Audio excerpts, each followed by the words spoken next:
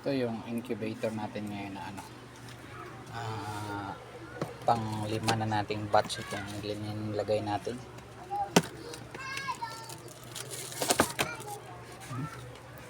Ganyan kadami yung itlog natin. Ito na una kasi ito. So, ito. Yan yung antayin natin. Ito na una to eh. Silky yung ano nito.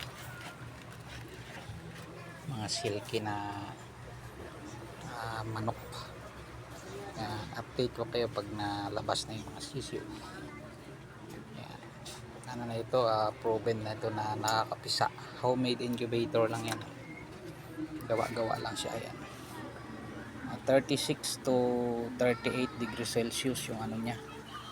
Tapos yung kanyang ano, 44% yung kanyang tubig, humidity. Yan. Update ko kayo pag malapit na mapisa. Yan lang yung tubig niya. Konti lang. Salamat.